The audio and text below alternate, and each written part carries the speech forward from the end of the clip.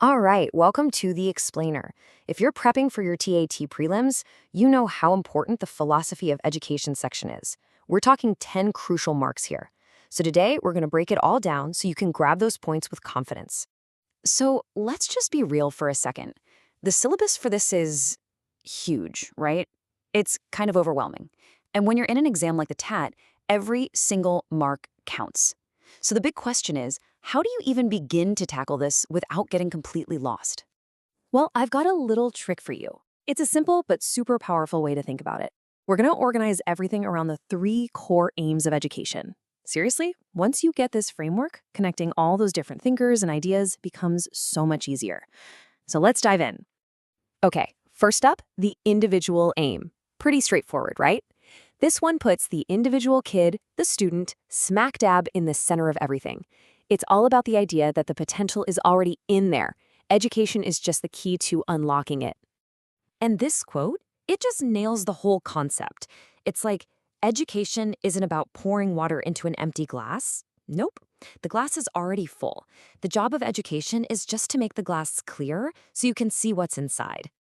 And of course, this comes from the great Swami Vivekananda. Now, here's a little exam hack for you. In the original language, you've got this great alliteration going on, perfection and pragatikaran, which means manifestation. So just lock that in your brain. P for perfection, P for pragatikaran. That's Swami Vivekananda. Easy peasy. Okay, here's another big one for the individual aim, and it's all about holistic development. You know, the idea that you can't just train the brain and ignore the body. It's a package deal. Intellectual growth and physical health, they go hand in hand. And who do we have to thank for this one? The man himself, Aristotle. He got it. You want to build a strong mind, you've got to start with a healthy body. Simple as that. Now, you absolutely cannot talk about the individual aim without bringing up Mahatma Gandhi and his famous 3 H's. Super important to remember this. He said a real education develops all 3. The head, for thinking and intellect, the heart, for emotions and empathy, and the hand, for practical, hands-on skills. All right, moving on to our second pillar, the social aim. So if the individual aim looks inward, this one looks outward. It's all about how education can shape someone into a good, productive member of their community. The whole idea here is pretty simple, really. Humans are social creatures, right? We live in groups. So education has to prepare us for that. It basically asks, how can we make the classroom a training ground for the real world? And the big name you need to connect with this idea is John Dewey. He's a huge deal in education. He thought of the school as a miniature society, almost like a lab where kids could practice being good citizens before they had to do it for real. And this is where things get really interesting. See, before Dewey, a guy named Adams said education was bipolar, just a two-way connection between the teacher and the student. But Dewey came along and said, hold on a second. He argued it's tripolar. You have the teacher, the student, and society. You need all 3 for it to work. And that brings us to our third and final framework, the specific aim. This one is all about the practical stuff, the here and now. Think short-term, get a job kind of goals. Yeah, this is all about real-world skills. We're talking about learning to code, getting a professional certificate, becoming fluent in another language.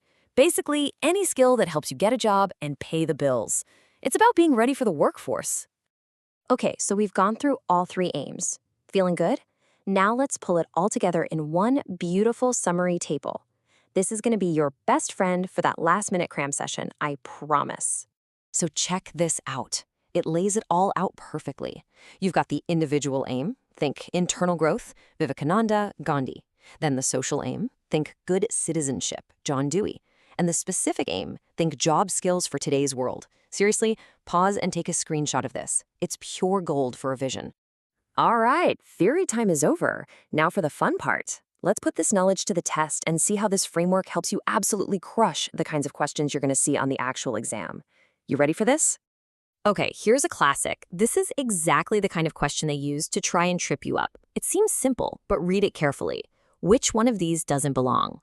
And the answer is C, health. See, that's the trap. Of course, Gandhi cared about health, but when we talk about his specific 3 H's of education, it's always head, heart, and hand. They love to throw in distractors like that. All right, question number 2. This one's all about remembering the function of each aim. So, when you think about getting ready for a career, making money, which aim are we talking about? Yep, you got it. It's C, the specific aim. That's the one that's all about job training and the skills you need to succeed in the economy. Okay, for our last one, let's take a step back and think a little bigger. Let's touch on a really deep, foundational idea from the Upanishads. According to this ancient wisdom, what is the real point of all this, of knowledge itself? The answer is C, Savidya ya vimuktaye. Knowledge is that which gives liberation. It's a beautiful, powerful idea to leave you with. As you're studying for this exam, as you're getting ready to become a teacher, just keep that in the back of your mind.